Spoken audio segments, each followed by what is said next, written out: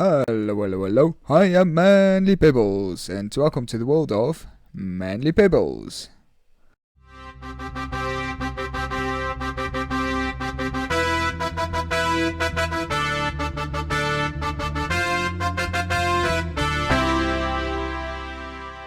Last episode, we got some enchantments on our gear, as well as we built this iron farm.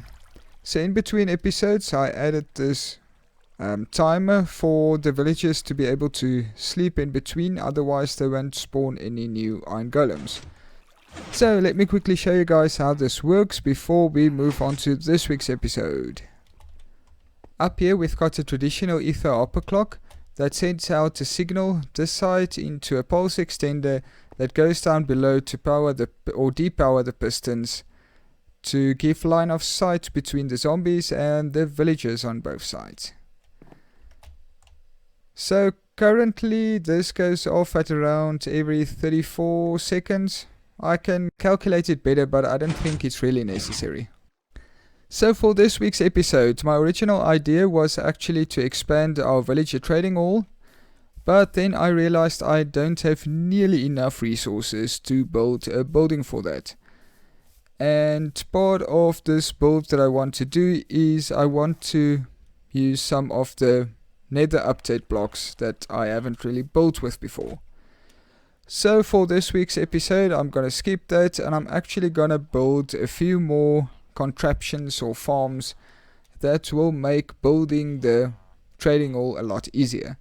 So the first thing that I want to do is I want to create a bone meal farm. I haven't found any skeleton spawners, so it will probably be a manual, or I think I'm gonna use a sugarcane bone meal farm.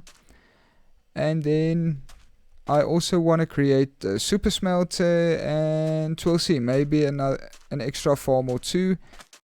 So let's first get started on our sugarcane bone meal farm, because it will take some time to get enough bone meal. So this looks like a nice spot for our sugarcane farm, and I'm actually going to build quite a big one. And the reason for the sugarcane is actually twofold. So first off, I want lots of paper to make rockets for when we get our elytra. But for today, I really want the sugarcane farm for the bone meal.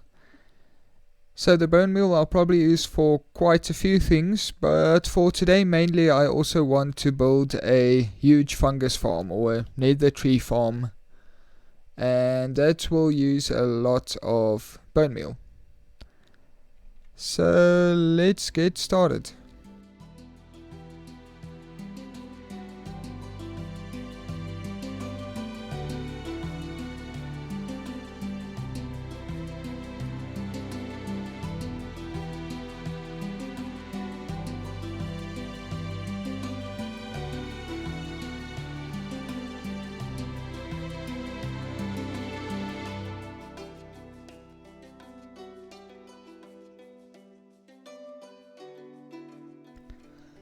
So it turned out a bit bigger than expected, although I didn't really plan out the whole area. I just thought let's make it the farm about 18 blocks wide, and then from almost the one side to almost the other side of our earth base area. But now that I'm looking at it, it is quite huge. I'm not complaining about the size. We will get lots of bone meal and lots of sugarcane. But this means that it will take a lot of resources to fill this area, or to build the farm in this area.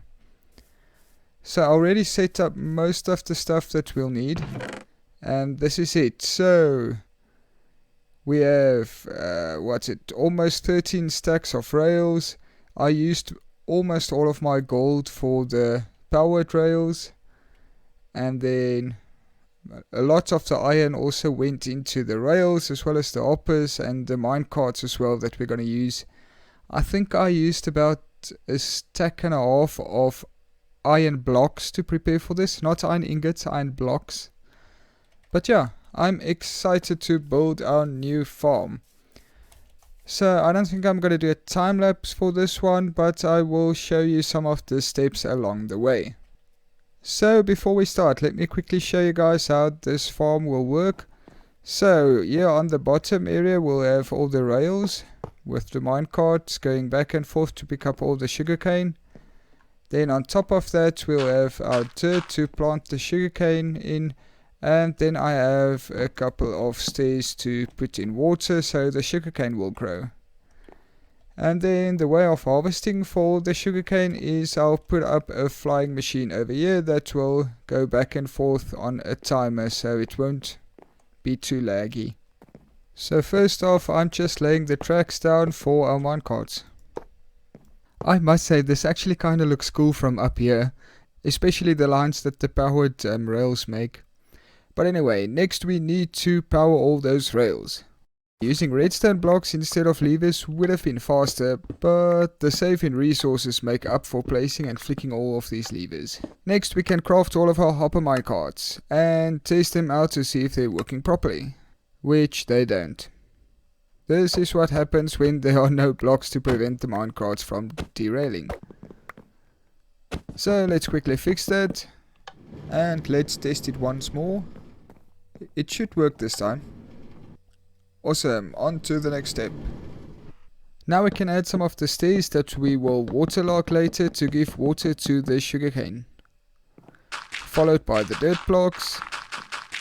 Next I'm adding more stairs to waterlog.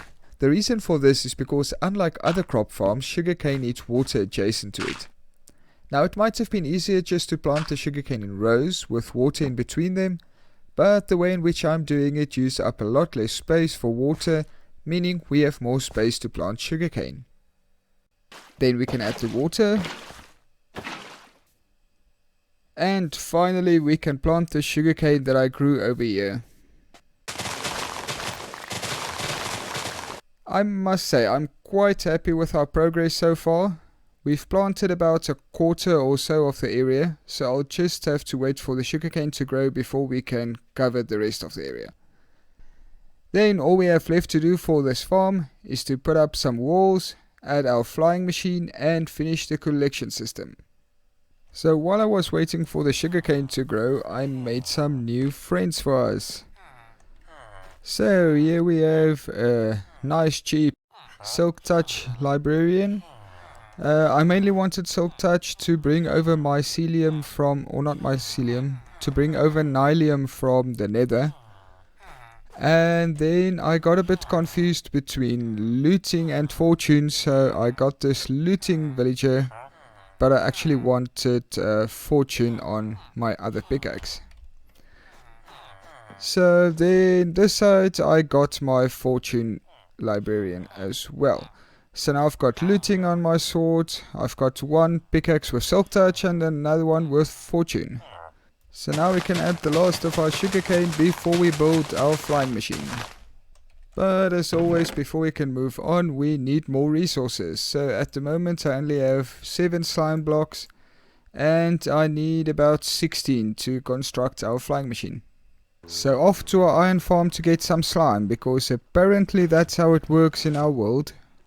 But it seems that it doesn't work if we are actively looking for slime. So I think what I'm gonna do is call this a bust and then go look for a swamp to catch some slime at night. Luckily I could sort of remember where I saw a swamp when I went looking for a village. And just in case, I upgraded my armor to diamond with mending and unbreaking. So now we just need to wait for the slime to spawn. Zoop, zoop.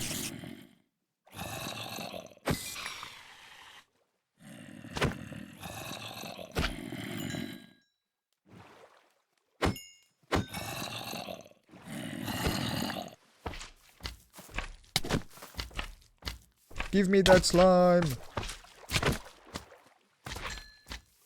I think this wasn't too bad for one night, especially in a relatively small swamp. And we've got almost 2 stacks of slime balls. So let's get back to the base and find out if this will be enough. And now we also know where to find some coral blocks if we ever need them. So I think the flying machine is ready to go, and luckily I did have enough slime balls because I have 1 slime ball left as well as a slime block. So if I flick this lever, this redstone dust will unpower and this will send the flying machine that way. And then I have a similar contraption on that side that basically works when it gets to that side. This observer will update and it will send a redstone signal through to update this observer again, bringing the flying machine back. And then I put a furnace on this side and then on that side just to prevent the flying machine from going any further and getting stuck on the grass blocks. Okay, so let's see if this works. Ooh, lag.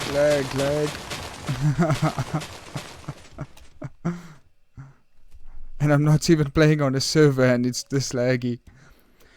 Well, okay, so it is working that way. I haven't set up the... Okay, maybe I shouldn't move around. I haven't set up the minecarts yet, so I guess I'll have to pick up all the sugarcane manually. Let's see if it gets to that side. Will it come back again? And it looks like it will. Awesomeness. So we have our flying machine up and running. I'll just have to see if it will be this laggy every time it goes off. If it does, then I'll probably have to do it manually each time. But we'll see. Just to show you guys, when it's coming back, this observer will trigger sending through a redstone signal that side, sending the flying machine all the way back. And to switch it off, all I need to do is flick the lever again, which will constantly power this line, stopping the flying machine when it gets here. So this is just future me realizing that I never showed you guys how the collection system works. So when all of the hopper minecarts have collected the sugarcane, they drop it off into these hoppers over here, which then compost the sugarcane into bone meal, which feeds into these chests. Now that our sugarcane farm is up and running, we can construct our second and arguably more useful contraption. For our first actual building and many thereafter, we are going to need this guy. The humble furnace. Up until this point I've been using them quite often and always manually. But to build big we're going to need to speed up our smelting. And for that we need a super-smelter. Now they are quite easy to build if you have a decent supply of iron, so let's start with our furnaces. I'm using 12 furnaces. You can do more, but then it gets tricky to get all the items to fill all the furnaces. Next we can add all the hoppers, so we'll need hoppers above for all the items to flow in, and we'll also need some hoppers on the side for the fuel to go in. And then after that we'll add the hoppers at the bottom for all the smelted items to flow into a chest. Now we can add the rails for the input hoppers, so that will be for the items to be smelted as well as the fuel. Then we can add the chests. And finally the minecarts. I also powered some rails here in the middle just to prevent the minecart from slowing down too much. So now if we add some fuel here at the back, and we add some items to smelt here in the front, everything should go into the different minecarts as you can see. And then if we turn it on, it should start smelting everything. As you can see, all the furnaces are being filled up by the minecarts. And then we'll have some smooth stone here at the end when it's done smelting. Now this is definitely not the best configuration for super smelter, because of the speed that the upper minecarts can drain items from the chest. If I do have a full chest of items that I need to smelt, then actually the few furnaces on the left will get fewer items than the other ones, but it will work well enough for what we want to do with it. Now for our next two farms we'll have to venture into the nether, so let me grab my helmet and I'll meet you guys there. So now back in the nether, all that we really need are some nylium. So let me collect a stack or so of that, and then we'll go back to the overworld. So you might have guessed what our idea is with the Nylium. Next up, I want to build a giant fungus farm. So some of you might know this and some of you might not, but if you bone meal Nylium like this, you will get a lot of grass-like structures that we can find in the nether. But this is actually not what we're looking for. We are looking for this guy. We are looking for the warped fungus. And probably later I'll get a farm for the crimson fungus as well. Although sometimes it is possible to get the crimson fungus when you bone meal the warped Nylium. So we're going to build a farm that actually generate these fungi for us. And then we can make a semi-automatic tree farm by growing the giant fungus like this. So I'm not too worried about the warped blocks, and maybe later we'll farm the shroom blocks as well. But at the moment all that I really want are these stems. Okay, so let me gather my things and then we can start to put up our farms. I think we're going to do it this side, then it's a bit out of sight because it the colors doesn't really work with the rest of the build area over here. And then later if we need to move it, then we can just move it. And we have constructed our warped fungus and giant fungus farms. So when we pull this lever, this piston will push the block over to that side and the observer will send a signal through, creating a redstone loop. So if we look down here, this dispenser will shoot out bone meal that will create all of the structures including the fungi on top.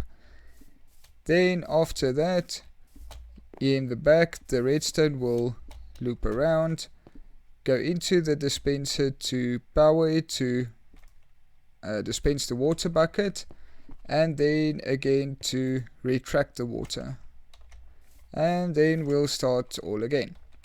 So this is not the fastest way of doing it, but it is quite cheap and it produces more than enough of the fungi that we need. So as you can see, we also get some of the crimson fungus over here, but mostly warp fungus. If we do convert this Nylium to crimson Nylium, then the ratio will be reversed and we'll get more crimson fungi. So let me switch it off and show you our tree farm. So this is actually quite easy if we can get into here. So this is actually quite simple. We have a redstone current going through here, and if we grow something like this giant fungus, then let's see, there we go. The signal will be completed or go through the stem and then power all of these pistons. On the other side I also have an observer over here that detects when all the stems reach this side, which will send a signal powering all those pistons, pushing all the stems one block this way. So we can stand there growing all of the giant fungi and then afterwards come over here to only collect all of the stem blocks. So now we have all the farms that we need to get started on our first real building. We have the super-smelter over there that's busy smelting our sandstone into smooth sandstone. And we have our giant fungus farm to collect all the warped stems that we need. But that will be all for this week's episode. I hope you guys enjoyed this episode. And if you did, please like and subscribe, and I'll see you next time. ManlyPebbles, logging off.